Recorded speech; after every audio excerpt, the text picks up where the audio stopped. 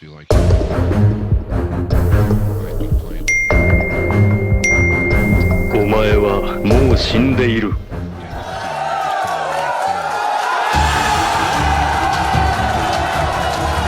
Swerte lang yun. Sige, dedepensa na lang ako. Okay. Very smart.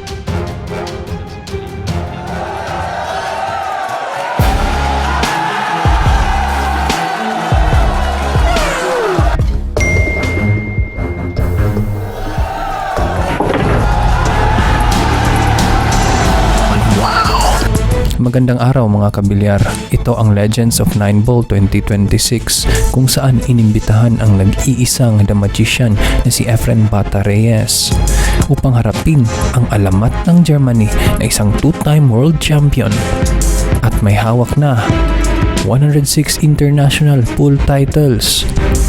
Siya ay ang The Kaiser, Ralph Suke.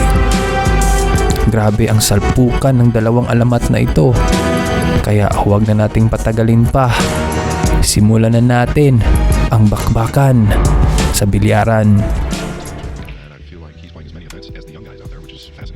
Magsimula na tayo dito sa Rock 1. Dito sa Race to 11 game. For me, Thorsten, I know you'll probably agree with this. I've never seen him let loose on Maganda ang break shot ni Ralph dito at open na ang mga bola. and Especially in Efren's era, he really didn't have anything to lose, and I think you're supposed Kaya to lang ito ang nangyari. enjoy it. Did he beat the 8? So you can jump with the Hindi naging maganda ang posisyon niya sa 5. couple years Kaya napilitan siyang mag-jump shot, kaya lang sumablay. and played more pool. and Efren absolutely butchered me. He never went for anything fancy and just Dahil doon si Efren Reyes na ang magpapatuloy dito. That's hurt Efren. 4.5-inch pop. It's fresh claw. I think that probably will bode well for him. 71 years old na pala si Efren Running out. sa In the crowd. panahong ito. At wow, unang ang nakapuntos ang Filipino magician. Area that I'm not too familiar with. That answers the question there. He has the one hand and the two down position. Magpatuloy na tayo dito sa Rock 2. At 71, how good he still plays. Maganda ang naging break ni Efren. Kaya open na dito ang layout. Will be the question. Ralph Suke, 57 years old. Efren Reyes, 71. Can he hold it one right? No? Grabe, kahit 71 years old na si Efren, ay ang galing pa rin. yeah, so far. Yeah, really looking good after. At ayun, lamang na ng 2 points si Efren Reyes. Does look really nice so far.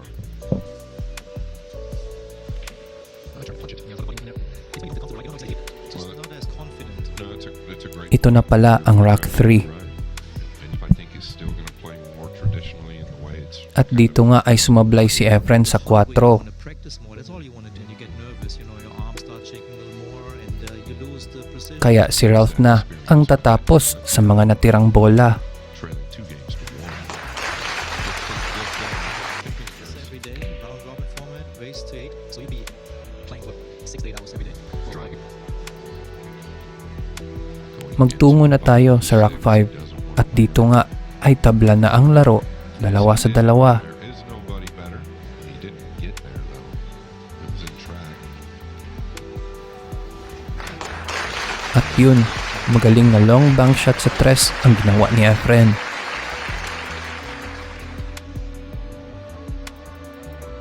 Does happen. Oh, this is gonna be nice. Ibang klase talaga maglaro si Efren. In order to run out the table, you get May mga tira siyang siya lamang ang kayang gumawa. Draw out and pass the 9. No problem. I mean, no problem. Akala natin ay magic, pero para kay Efren, ito'y sinasadya, kalkulado at produkto ng henyo sa bilyar. This work. almost ideal. It is ideal. Oh, nice response by the GOAT. At dito nga, muling umaangat sa score si Efren. Again, we've 3 laban sa 2. The only thing missing is the energy and the spectators like here in the Philippines. Like if you had that, I just feel like he might be playing a two-way here. Yeah, he was going at a two-way. He just caught it a little thin. He's flipped the perfect. Wow, napakagaling na bank combination shot.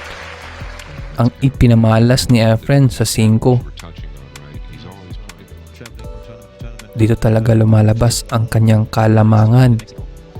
Sa mga tirang siya lamang ang nakakagawa. absolutely get it. Yes, it's extremely tough, and more credit to him, right? If that's gonna fall, At matapos ang napakahusay na depensa ni Ralph sa 2, nagkaroon siya ng ginintuang pagkakataon matapos mag-scratch si Efren. just because everyone's scared of it, kind of something we're touching on a little bit earlier. Ngayon, panoorin natin kung maubos niya ang mga bola. Obviously, most stuff he has to, but it's a good point. Yeah, here we go. We are all tied up again. Grabe, isang napakahusay na run out mula sa German pool legend. Man, does this have the pace? Sure does. At dito, panooring mabuti ang tira ni Efren sa 2. 2 weeks ago, preparing for the Hayball tournament because there was a really good Hayball table at the room, and they had a tournament for all. Wow, kita nyo yun? Isa na namang amazing kick shot ang ginawa ni Efren sa 2. Diretsong sa pool sa malayong corner pocket. It's gonna lay up.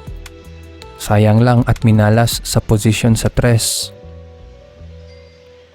Also on yourself, right? If you beat yourself up over mistakes, just At pagkatapos nga niyan, si Ralph Suke pa rin ang nakakuha ng rack na ito.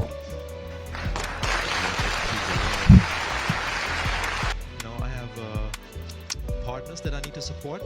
That I'm Nandito na tayo ngayon sa rack 9, tabla ang laro, 4-4. Been using town for a while now. He's got the flick on the 6, but he's At panoorin nyo itong tira ni Efren sa 6 ball mga kabilyar. not quite gonna get.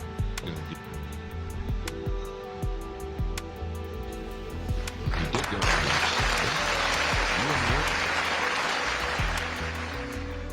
Grabe talaga. Ang ganda talagang panoorin si Efren. Agresibo pero tumpak ang bawat tira. Napakagaling na bank shot na naman. Now in the lead.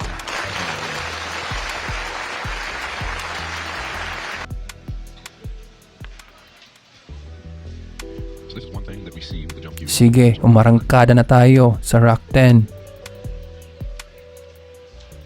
That's pretty impressive. That distance with that much spin. yeah, you have to judge. At dahil sa pagkakamali ni Ralph sa jump shot, Closer we get to the end, hey, they're gonna be more nagbukas ang pagkakataon para kay Efren. Well, he made that seven in a low right, or does he come to the side pocket? He's coming to the side pocket. Ang ganda ng posisyon niya sa mga bola ngayon. Oh, he's dropped it thin. Panoorin natin kung kaya niyang linisin ang mesa.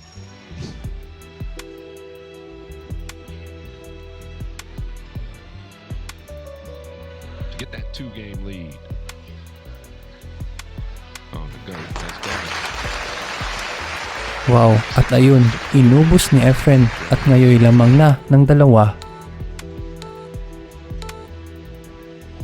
he's missed the 5. Just unexpected. Pulutin natin ang aksyon dito sa rack 11. 6-4 ang score. Got an extension. All right. How did he hit it? Absolutely perfect. Good as At heto na naman, dahil sa pagkakamali ni Ralph, nagbukas muli ang pagkakataon para kay Efren. unexpected miss on the purple 5. Bawat pagkakamali ng German player, Gets it done. agad sinasamantala ni Efren upang maparusahan ito. Didn't want the flick on the 9. Ito na ang Rock 14. Lamang pa rin si Efren, 7-6. versus going back and forth. And Advantage of that new cloth in that aspect, whereas a lot of players did not or do. Ito panoorin at tira ni Efren sa 4. The bank Wow. Grabe. Isang napakahusay na bank shot ulit. saved in these. At ito pa, maganda pa rin ang posisyon niya sa susunod na mga bola. Hindi pa talaga nawawala ang dunong at husay ni Efren sa bilyar. Buhay na buhay pa rin kahit 71 years old na. Efren Reyes.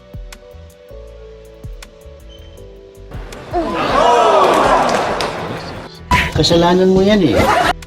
At sa hindi inaasahang pagkakataon, sumablay si Efren sa 9. Misses. Buti na lang medyo mahirap pa rin para sa kalaban niya at sumablay nga ito. At ito nga, nag-aagawan ang dalawang player sa 9. Sino kaya ang makakahulog nito? Ayun. At buti na lang ang magician pa rin ang nagwagi sa rock na ito. so smart. Yeah, I couldn't argue that. I think he's got the brightest IQ ever in sport. Now, gonna pay off for Suke. End up behind the 8. Nanalo si Ralph Suke ng World 9 Ball Championships noong 1996, isa sa pinakamalalaking titulo sa mundo ng bilyar.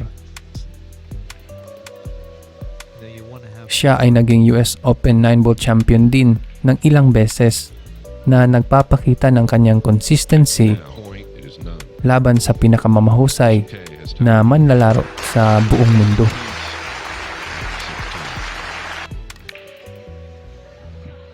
It seems to be a story. Yeah, this is where I want to see if the Grabe, umiinit na ang laro. Hindi nagpapatalo si Ralph. At ito nga, tablan ang laro, 8-8 na. Grabeng tensyon. Sino kaya ang magwawagi sa laban na ito? Paki-comment na lang sa baba mga kabilyar. Tutok lang kayo at tuklasin natin ng sabay-sabay. oh, there's the 8. No, it's wrong.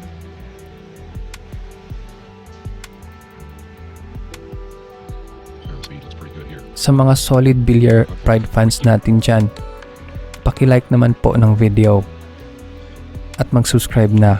Maraming salamat po. Here.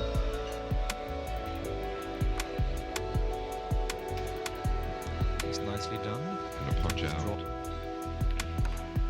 Oh wow.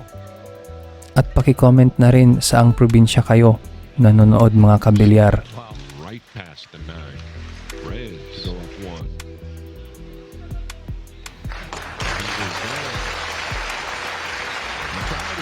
1. No more pressure for that. Can I play good? Big shot here for Suke. Magpatuloy tayo dito sa Rock 18. Lamang ng isa si Efren, 9-8. Hit it a little bit in between. Yeah, he's not gonna like this. Yeah, he's not gonna like it. Hindi pa rin sumusuko si Ralph Suke at pilit na lumalaban. He's not gonna get it. 6 ball? No. Yeah, it's not gonna get.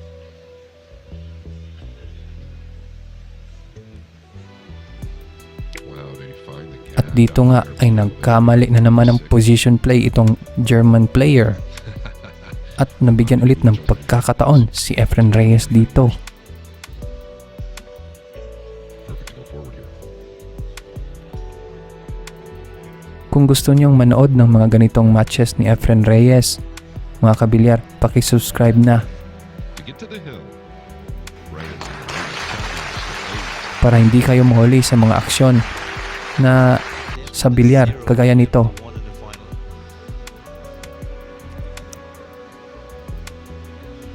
Grabe, nakaabot na tayo dito sa Rock 19. Nasa hill na si Efren, 10-8. Grabe, panoorin niyo to mga kabilyar. Yun, yung dos. Yeah, you're right. Yun, Hindi man talaga ginagawa. Swerte lang yun. Bilib na bilib talaga ako kay Efren. Akalain nyo, pang ilang beses niya itong nagagawa. Kick shots, bank shots. The upper left, I believe. Ayun, sa lahat, walang mintis. Back and Astig forth. talaga ni Easy to Efren. let up on this swing. He can't kill it right now. He has to really hit it clean and with speed. Well done. Tinatawag si Efren Reyes na the GOAT or the greatest of all time dahil hindi lang sa dami ng kanyang panalo kundi sa paraan ng kanyang paglalaro. Wow. Siya ang nagpasikat ng mga kick shot, bank shot at malikhaing depensa na noon ay itinuturing na imposible. This could be curtains. Ang kanyang imahinasyon, disiplina at natural na talino sa mesa ay nagbago sa mismong laro o larangan ng bilyar. Years old.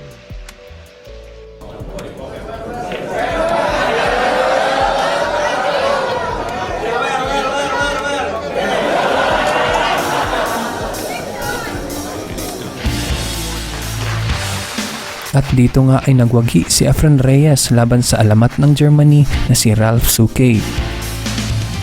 Kitang-kita kung sino ang may kalamangan, kaya tunay na karapat-dapat ang tagumpay ni Efren dito sa match. Sobrang hanga kami sa kanya. Kahit 71 years old na, napakarami pa rin niyang ipinamalas na magagandang tira at world-class na laro. Saludo kami sa iyo at proud kami sa iyo, Efren Bata Reyes. Paki-like ng video mga kabilyar at mag-subscribe na ngayon. Hanggang sa muli, maraming salamat mga kabilyar. God bless sa inyong lahat. Sana ay magpatuloy kayong manood ng videos natin at mag-like at mag-subscribe. Maraming salamat po. Hanggang sa muli, paalam.